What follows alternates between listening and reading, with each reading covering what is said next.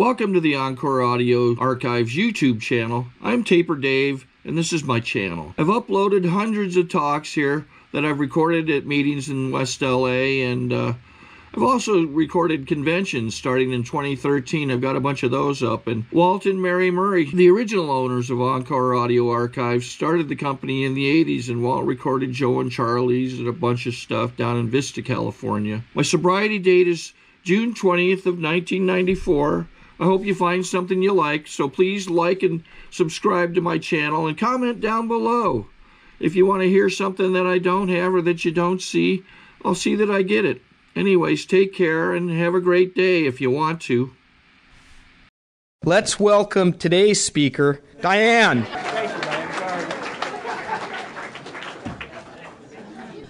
How's this? I want to be recorded. Right. So is that good? Can you all hear me? You can hear me. Can you hear me now? Okay. A little louder? Okay. I'm a wee one. No, I'm 5'3". Anyway, my name is Dianne, and I'm an alcoholic. It's a pleasure to be here. Thank you, Dawn, for asking me. Thank you, Carolyn, for accompanying me, for moral support.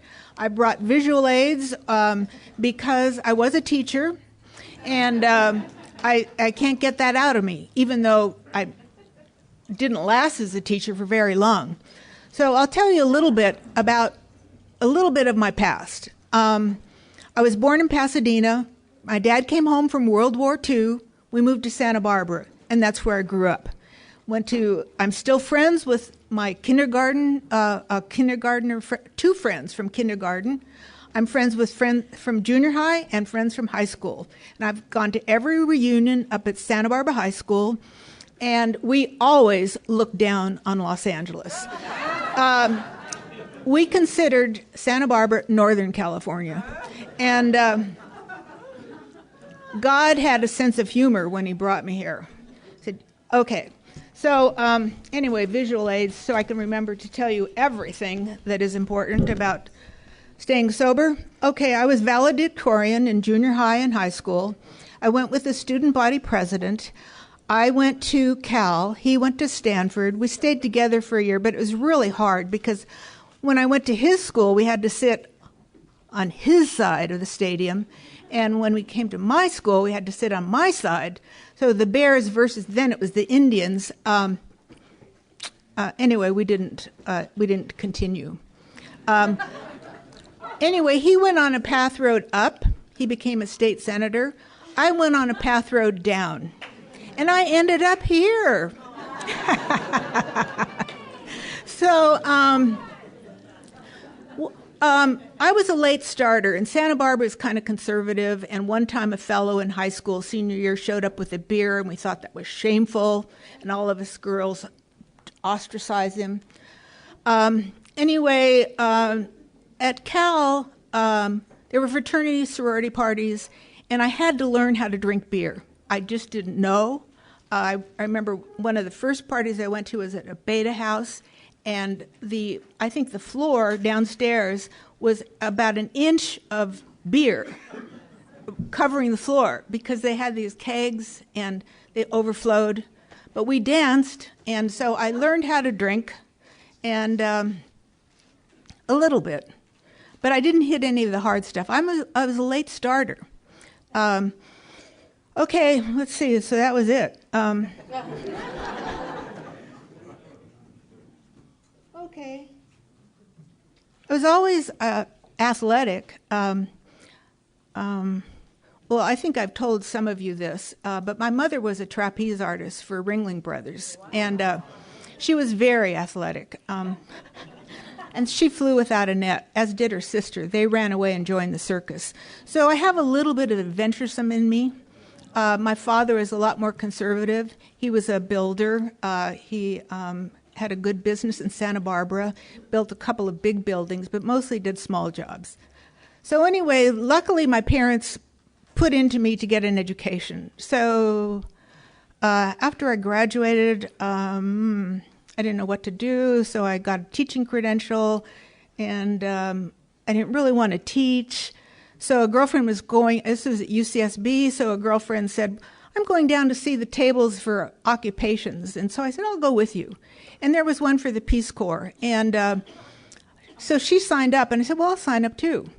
And she ended up not going. I ended up going. And I spent 2 years in the Philippines, and that's where I really learned how to drink. And San Miguel beer was great.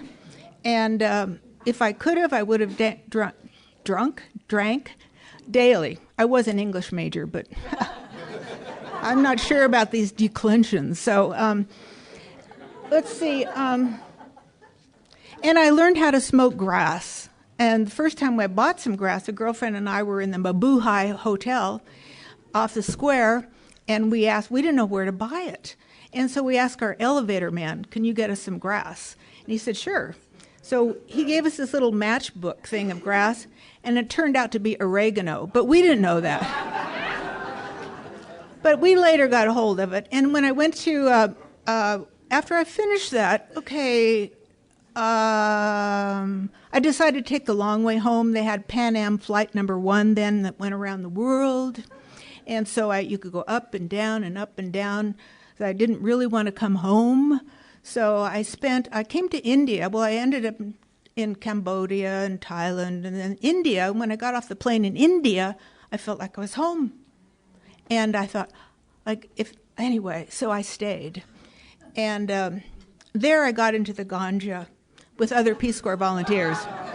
And so then I eventually, I bought some hashish in Kathmandu. You could get it, they had it in safes. You just go and they open the safe and you could get a ball this size for hardly anything. Well, I got a ball this size and then a couple other little balls that I carried with me because I thought I'd bring them back to the States. Well, I met a girl in Beirut who had spent some time in jail, and it wasn't a nice jail, for possession of hashish. So I dumped most of it down the toilet, but I put what I could in my lipstick tube. And then I was able to get into the U.S., and I made a lot of friends when I got back to the U.S.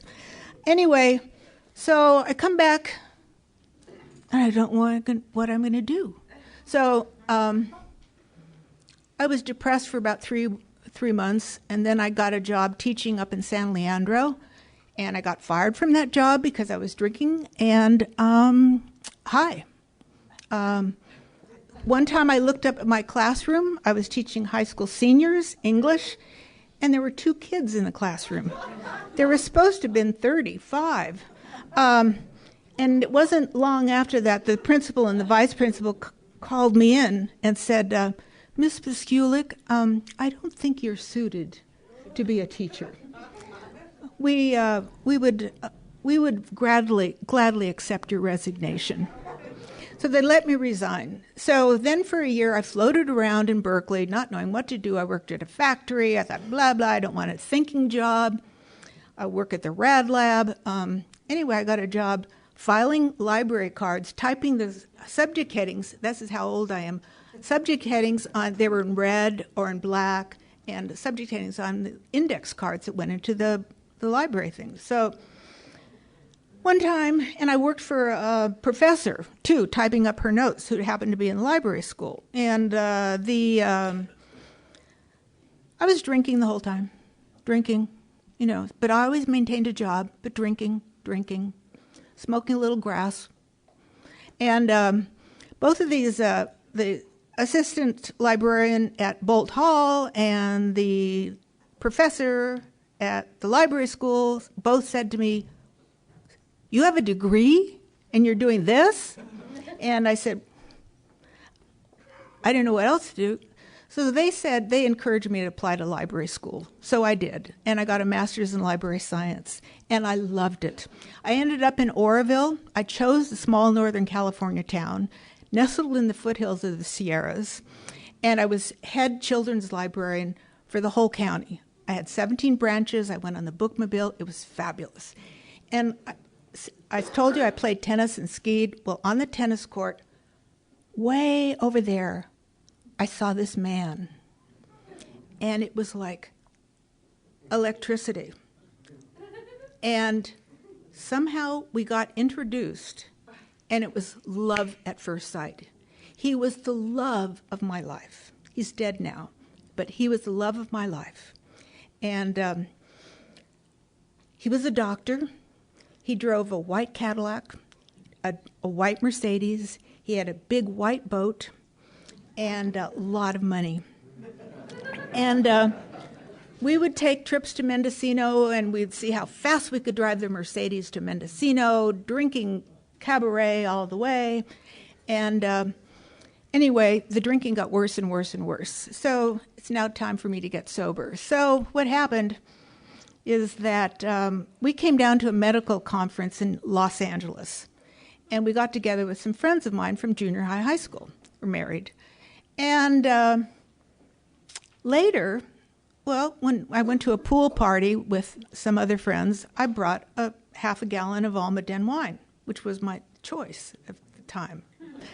And I thought that was normal. Apparently it wasn't. So I got a letter from this couple who lived in the San Fernando Valley.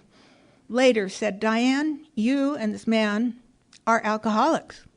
And if you keep drinking like you're drinking, you're going to end up in a hospital, in an institution, or dead. And I thought, how dare they? So I didn't talk to them for a year. And actually, 5 years passed. And what I would do, I was getting to the point where I would have hangovers every day. And since I was athletic, I thought I'd work this off. So before work, I'd run for a mile. And then I'd come home and stand on my head for 20 minutes or so to get the blood back to my head so I wouldn't have quite the hangover, because that's what I thought would cure a hangover. But anyway, it didn't. I had a hangover every day. And I can't believe I continued drinking. I skied, and that was fun. You know, I love to get out energy. So, okay. Things were bad with me and this guy. His Mercedes was repossessed. His Cadillac was repossessed. His boat was repossessed. And a padlock was put on the house where we were living. So I called these friends and in Los Angeles, and I said, I have a problem. And they said, why don't you come down here to San Fernando and stay with us, and maybe you can find a job. I said, okay, I'll come for a week, and if I can find a job, I'd quit my library job. I'd gone to France in between to work at La Bibliothèque Nationale, but I got hung up with a bunch of expatriates through, it was cool because it was like Ernest Hemingway, So anyway, I came down and I said, I'll come for a week, and I looked for a job. Friday, I got a job. So I said, okay, I'll move down. So I moved down with the one car. I had no possessions by that time because I'd sold my nice big Buick to pay for the trip to France. And I had an old Volkswagen 412. They were only made for 2 years, and understandably so, because they break down a lot. But anyway, it did end up getting me to meetings. So anyway, I was here 6 months. I was staying with a friend, paying no rent because I had no money, but a friend put me up. I had a car. I did get this corny job at Kaplan Educational Center.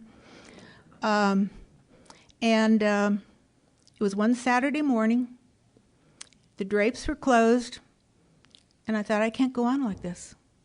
I can't go on. And so I looked and got the phone book. It was back in the days before cell phones and all that. They used phone books back then.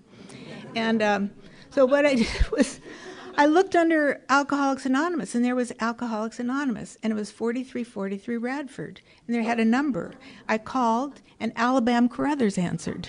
And when do you have a meeting? Oh, we have a meeting every day, noontime and nighttime. So I went to the 8:30 meeting. Back then there were meetings from 8:30 to 10. And I thought, I sat in the back row. I had a green kind of shiny shirt on. Embarrassed to be there because I really didn't think I belonged. I thought Alcoholics Anonymous taught you how to drink, not to stop. Anyway, this guy, his name was Flynn or something. He was there was a lot of like bit actors who came to that meeting, so it was a pretty kind of showy type of fun group. Anyway, he said, you in the green shirt, come up and read chapter 5. I thought, what? I was trying to be... Anyway, I said, I'm Diane, and I don't know if I'm an alcoholic or not. And the whole room cracked up. And for some reason, it was people who would get up to the podium and speak. I don't remember the format, but they'd say, to you, that girl in the green shirt who doesn't know if she's an alcoholic or not. And I thought, oh, God. And after the meeting, all these people came up to me, gave me their cards, and what are these cards? And anyway, I got caught. And so I picked July 13th as my sobriety date because that was Friday the 13th. I said, I'm going to make it as hard as possible for me to stay in this program. Now, I've known Marnie since the very day I came in. We've known one another 35 and a half years. She's sober longer than I am, but it was her sponsor. I mean, she was best friends with my sponsor. That's it. And the reason how I met my sponsor was I was at a women's meeting, and I thought, I know I've got to get a sponsor. So these women were sharing, and I thought, I want Marge to be my sponsor. I liked the way she shared. But I heard her say during the meeting, I'm going to Hawaii for a week. I can't be without a sponsor for a week. So I sat outside the meeting, and these women were coming out, and this lady, Ann, came out. I didn't know Ann from Adam. I said, Ann, would you be my sponsor? And she said yes. And she had 5 years of sobriety, and I was her first baby. And she was going to grad school. She was working at LACMA. She was very busy, but she always had time for my calls. I would call her mid-morning, I would call her at noon, I would call her mid-afternoon, and then I'd go to a meeting. And my first 2 years, I went to 2 meetings a day. That's what I needed, because that's what I needed. I didn't know how, I was just crazy. Luckily, there was a meeting downtown. By this time, I got a job at a bank downtown, another boring job. But there was a great meeting at noon every day. The building's been torn down, but there was a great meeting, different format. I met people from all over Los Angeles area. I would ask them about their meetings. So I went to meetings in Pasadena, Manhattan Beach, Malibu, just all over places in San Fernando Valley. And because that first year I was deciding, am I an alcoholic? So I heard all these people, all these professions say they were alcoholics. And when I went up at Radford and took my 1-year cake, I said, I'm Diane, and I'm an alcoholic. And I believed it to my core. And that's when the healing started. That's when I started to do the work. It wasn't just about not drinking anymore. It's about how to live. And, but I was crazy. Okay, I brought some, as I said. Okay, here's how my first inventory. Let's see. No, this is how my days would go. Okay, it was 9:25, so I was sober a couple months. Total confusion over what to do and turmoil inside. Up 6:30 a.m., changed the sheets, did laundry, did hand wash, watered the plants, made 2 phone calls, rode exercise bikes, swam, vacuumed, dusted, did some dishes, read, made some coffee, drank it, mixed up orange juice, and drank it, took a shower, washed my hair, blew it dry, 10 o'clock, left for Chandler. So I was a little hyper. Okay, my first inventory. No, it wasn't really my first inventory. Anyway, an inventory according to the big book. I always carried these little notebooks around, and I still do. And at one time at a meeting, I saw a guy who had a notebook like mine, and he was taking notes, and I was taking notes. So we got together after the meeting to share, and okay, what did you miss? What did that speaker say? And we'd fill in. I am my first inventory. I am angry with Pam, my roommate, Jeff, Pam at work, Bill, Muriel, my therapist, my mom, my dad, my brother, Tom, especially Judy, my sister-in-law, Susan, my sister. I'm angry at the fucking world for making me this way, emotionally imbalanced. Better stated, I'm angry at God for creating me with this giant defect of being unable to live with myself or with anyone. I'm angry at Erwin, Alice, John Largen. I'm angry at Joey. I'm angry with Pam McMyler. I'm so angry at myself. I'm angry at institutions, schools, my junior high, my senior high, the university. I'm angry at the principals. Everyone has... I hate the idea that you have to work. I felt then that I'd worked too hard and too long. I'm angry at the maxim, do unto others. Forget that.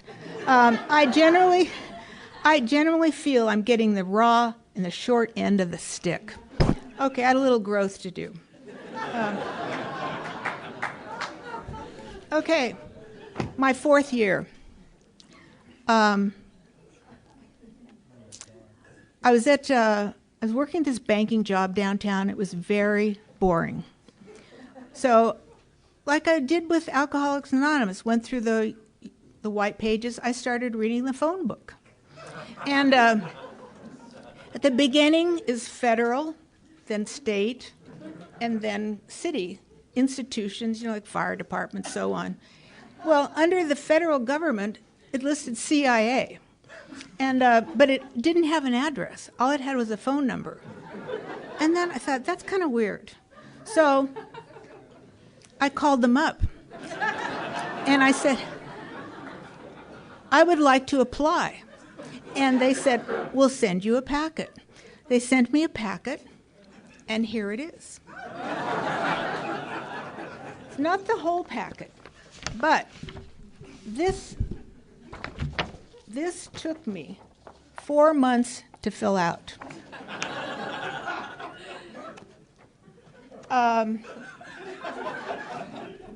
Institutions you are active in: Sierra Club, Alcoholics Anonymous, 4343 Radford, North Hollywood. That was it. And my sponsor, I said, I can't do this. This is, I can't do this. I can't. And she said, Diane, do it. And so I sent this in after 4 months. I got all the addresses I had lived, and it turned out, and I've added them all since then, I've had about 30 addresses. And I've had about 30 jobs. And more boyfriends. Not too unstable. So anyway, I took their tests, and they invited me to go back to Washington, D.C. for the next level of interviews. By that time, I'd gotten another job at a bank, but it was more interesting, and I thought, I can't leave AA. And this fellow I knew, who had been an attorney in Washington, D.C., dated a woman who worked for the CIA, and he said, you won't be able to talk to anybody, Diane. I don't think you want to go into the CIA. So I didn't. But it was kind of fun because it was a challenge to myself, because I'd heard if you were in the Peace Corps, the CIA wouldn't take you. So that was part of the reason I wanted to do it, just to see. Okay, so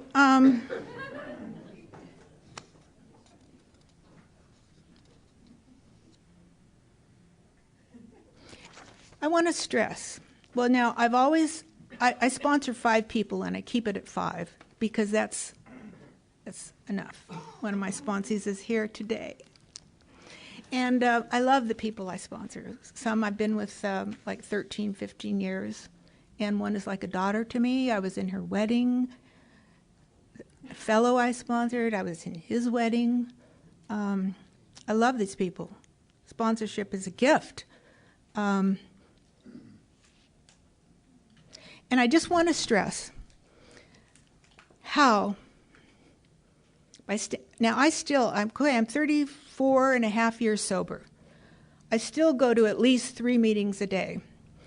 Not 3 meetings a day, 3 meetings a week.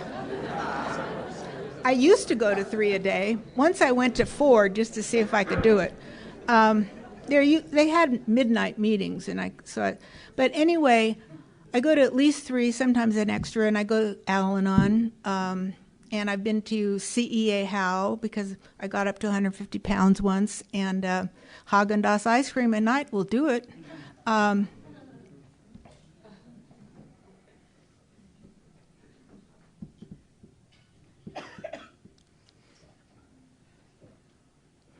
But I want to stress to you how, when I got sober, all of my plans for my life were thrown out the door. And actually, I look back at my life, and there was nothing I could have planned. I knew to go to junior high and high school, and I knew to go to college. After that, anything.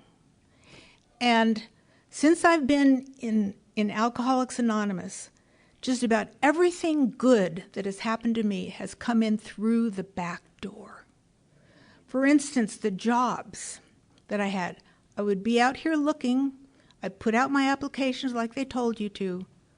But like one time a girlfriend called who had left this bank, and I said, Roxanne, what are you doing now? She said, I'm working for the Olympics. This was in '83. And I said, oh, that sounds great. She said, well, you can apply, Diane. So I did. And I got a job. And it was one of the best jobs in the world. And I learned computers at that job. They were looking for people to work on computer systems. And I happened to be taking a class at UCLA on Management Information Systems and Systems Analysis. And when the guy said, do you know computers? I said, well, I'm taking a class in Management Information Systems and Systems Analysis. Well, I was about 1 month into that course. But I got the job, and I didn't know what to do. I sat there at my desk. I didn't know what to do.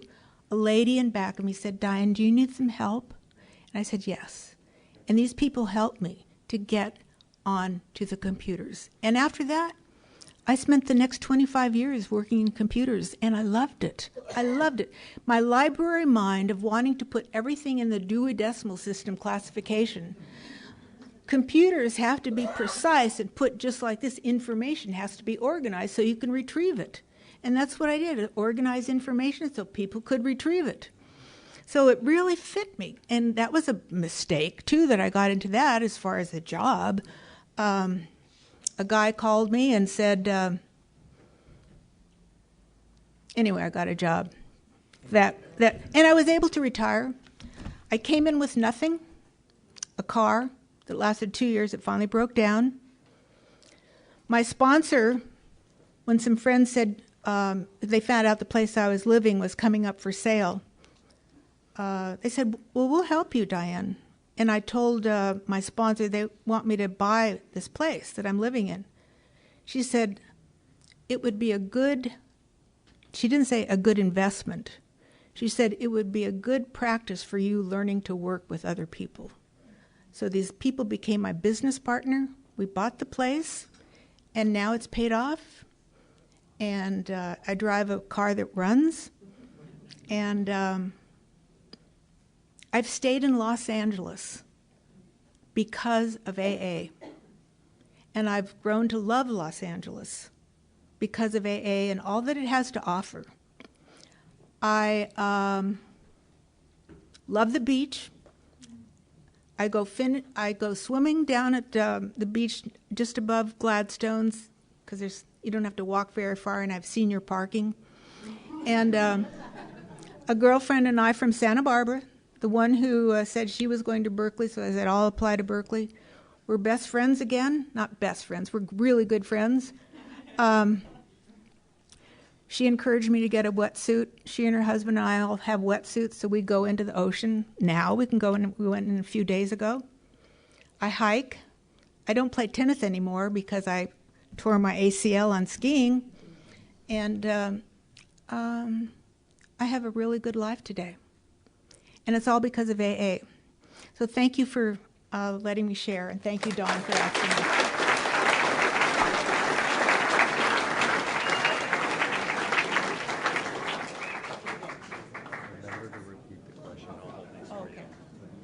Okay, we have time for a couple of questions.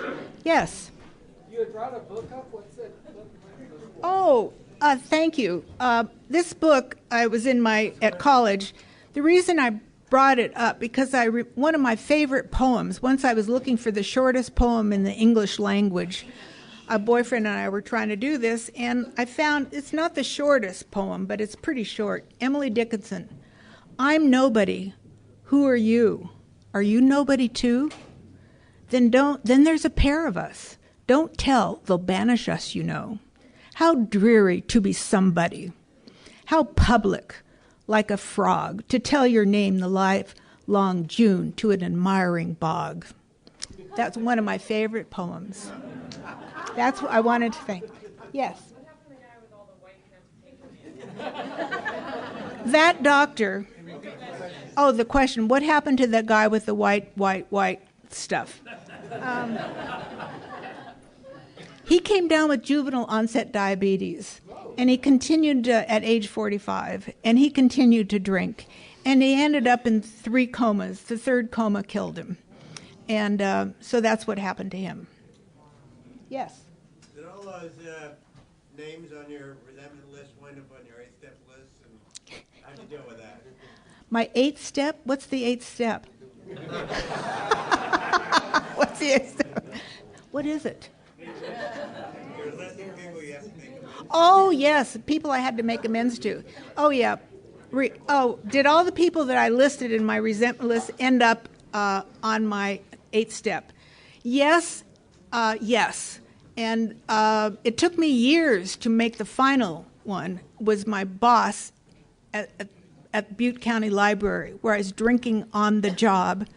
And I finally got to make an amends to her. She had moved to Florida. She was coming through Los Angeles. I met her at the airport, and I said to her, I apologize for not being a full there employee. Luckily, her husband had been an alcoholic, and she understood, and she forgave me. So I did it. I did. Okay, and one more, I think. Yes? What are your favorite meetings? Oh, my favorite meetings? Well, yeah, once I moved over here, it was really hard for me to get used to the West Side meetings. I thought they were stuck up, people dressed up too much, and I was used to Radford and Chandler Lodge. Most of my boyfriends came out of Chandler Lodge, you know. It's true. None of them drove, of course, because the license had been taken away. But anyway, so my favorite, somebody told me about this chocolate meeting up in the Palisades where they served chocolate. And that was a Friday night meeting. And I went there because of the chocolates. And I've been going to that meeting now for 30 years. And I go to the Monday night Palisades meeting. I have a commitment at 3 of the meetings I go to. A Wednesday women's meeting, people who are retired or out of a job. It's a wonderful meeting. And then I throw in a few Al-Anon meetings. Like last night I went to Al-Anon.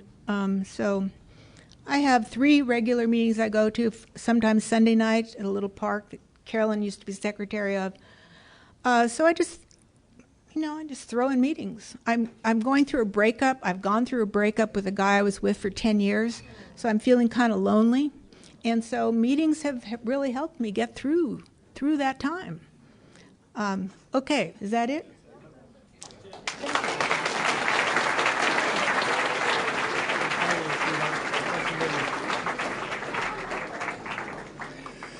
I think we got a great talk going on here. Thanks for watching the channel. Taper Dave here. Just curious, do you think this is better than Zoom? Okay, this is how I prepare my drone for launching. I like to do it inside the cab of my truck so I'm not standing outside in the weather. To install the joysticks for control, up and down, right and left, powered on. I have an Android phone that I use to connect it to the drone with. And it's actually controlled through the iPhone, through an app. Oops, wrong way. It's actually controlled through the iPhone, or through this Android phone, through the app. It's actually controlled through the Android phone, through an app, and you connect it through this short connection right here.